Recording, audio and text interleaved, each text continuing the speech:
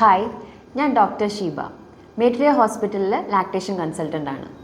Common ആയിട്ട് മദേഴ്സിന് breast ഫീഡിങ്ങിനെ പറ്റിയിട്ട് ഉള്ള ഡൗട്ട്സ് നമുക്ക് ഇന്ന് ഇവിടെ കുറച്ച് ക്ലാരിഫൈ ചെയ്യാം.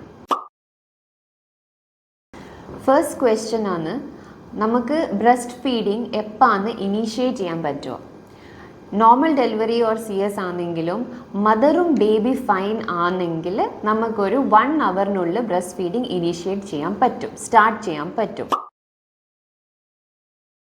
Watch for hunger cues. ബേബീൻ്റെ ഹങ്കർ ക്യൂസ് നോക്കുക. എന്ന് വെച്ചാൽ ബേബി അലേർട്ടാണ്, ബേബി സെർച്ച് ചെയ്യുന്നുണ്ട്, മൂവ്മെൻറ്റ് ഉണ്ട് ടുവേർഡ്സ് ഐദർ സൈഡ്, അങ്ങനെയാകുന്ന സമയത്ത് നമുക്ക് ബേബീനെ ഫീഡ് ചെയ്യാം. ക്രൈയിങ് എന്ന് പറയുന്നത് ലാസ്റ്റ് സ്റ്റേജ് ഓഫ് ഹങ്കർ ആണ്. യൂഷ്വലി 15 to 20 മിനിറ്റ്സ് ഫീഡ് ചെയ്യാനാണ് പറയുന്നത്, or till the baby is full. ബേബീനെ ഫീഡ് ചെയ്യുന്ന സമയത്ത് പല പൊസിഷൻസ് ട്രൈ ചെയ്യാം, which works best for the mother and the baby.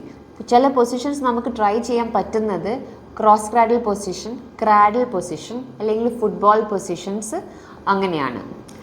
I hope we have sorted some of your queries on breastfeeding. See you in the next video. Thank you.